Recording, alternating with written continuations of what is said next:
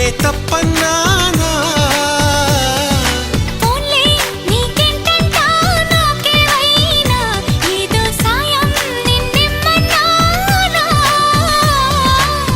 వలపంటే నిప్పు లాంటిది కలకాలం దాచలేనిది సలహా విని ఒప్పుకోవే ఇకనైనా